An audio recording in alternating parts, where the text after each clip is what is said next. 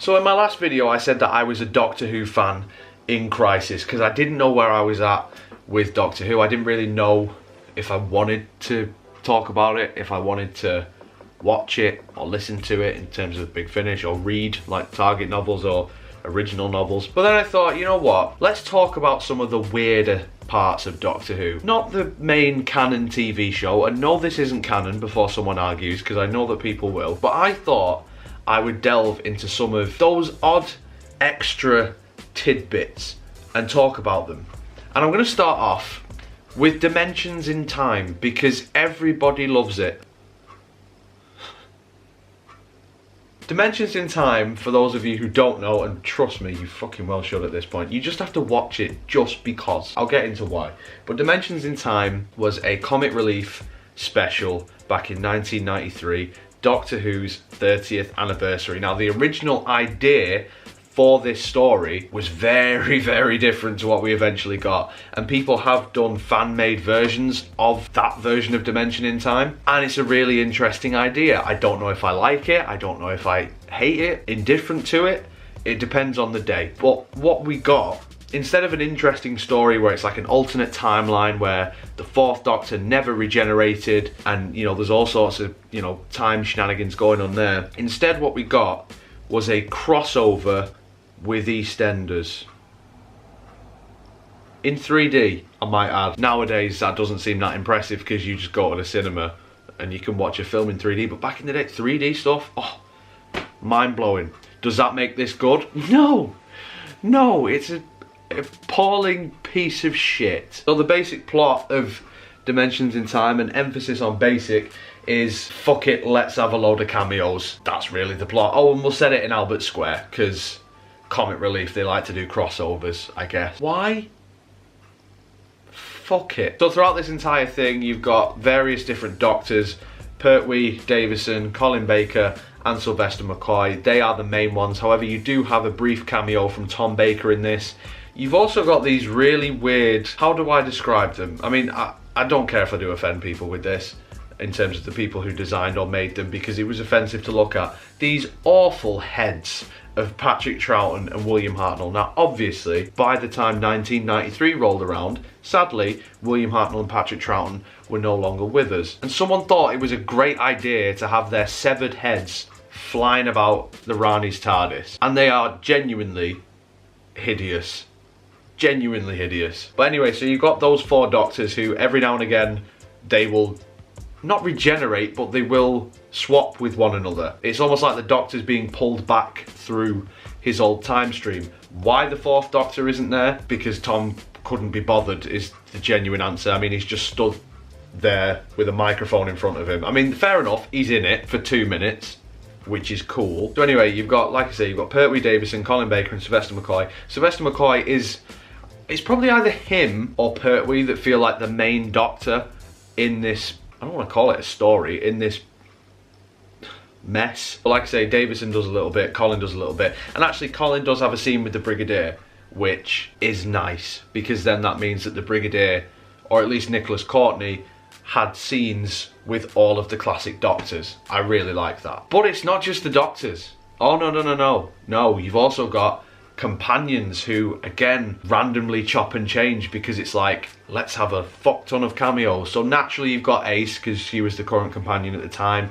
You've got the likes of Leela in there. You've got Nyssa, I think, is in here. I think Perry makes an appearance. Romana makes an appearance. Victoria. I'm trying to think who else. I've probably got some of these wrong. Like I mentioned, the Brigadier is in this as well, but he's not one of the people who swaps. Is Sarah Jane in this? I feel like Sarah Jane is in this as well. Oh, is Bonnie Langford in it as well? Either way, there's a load of people. Like, throw a dartboard at a classic Doctor Who companion and...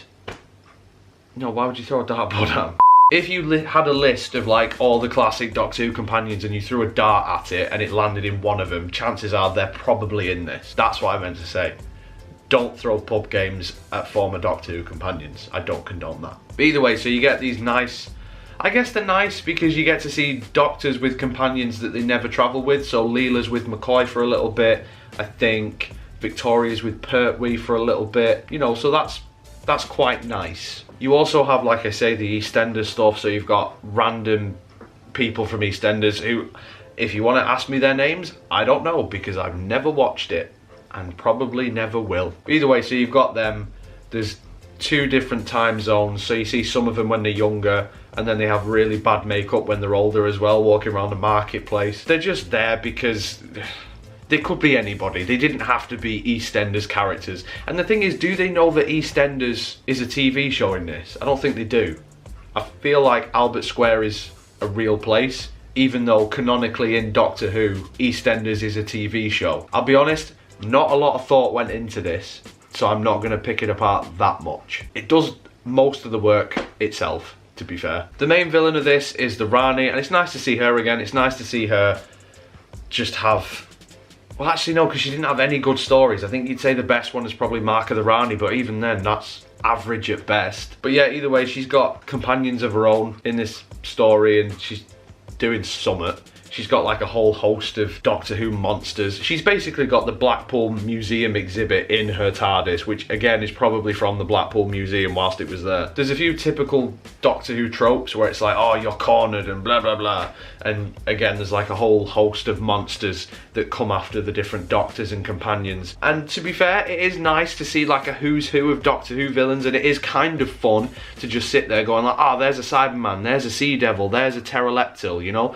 That sort of stuff. But in the end, they're just there because they're Doctor Who monsters and they have the outfits and it's the anniversary. Let's just fucking throw them in there. It's almost like a Moffat story. There's no real reason for them to be in this story, but shiny thing. Well, actually no, back in 1993 some of the costumes were not shiny things, they were decrepit rubber things. And like I say, there are a few things in this that I do genuinely like. I do like the fact that we do get those moments with Doctors and different companions. I do like the performances from the Doctors, the companions as well. I think everyone is just enjoying it, which to a certain extent makes you enjoy it, but you know that what you're watching just isn't good. But even then, the fact that the actors sell it and try at all is nice. You know, it's clearly something that they did because they knew it was going to be for the fans, and it was probably the only Doctor Who content that fans were going to get for God knows how long.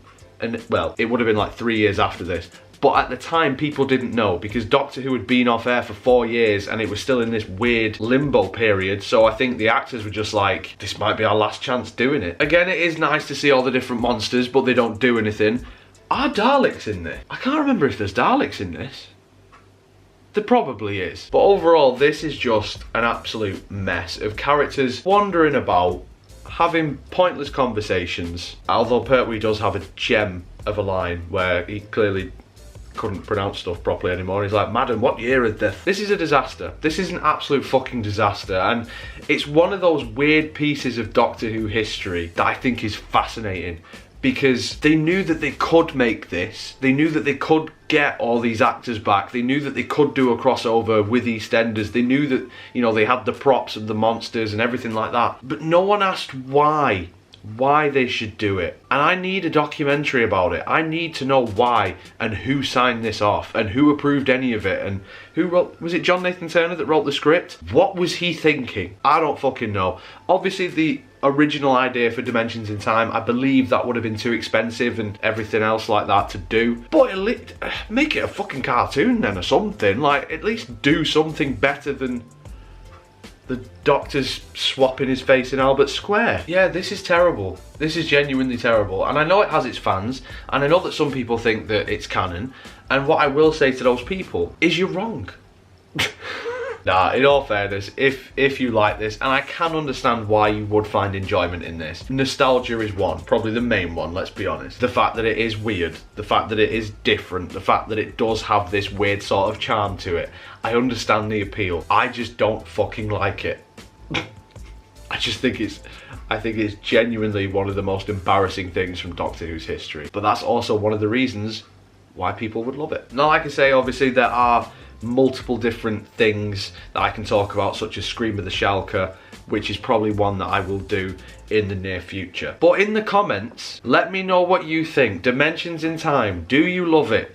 Do you hate it? Are you indifferent to it? Whatever it is you think of this monstrosity, let me know down below. If you enjoyed this video, make sure you leave a like on it, subscribe for more. Social media and Patreon links will be in the description as always. So if you would follow me on any of those things, I'd absolutely love you forever. But until next time, guys, you take care of yourselves, avoid watching this shit, and I'll see you later.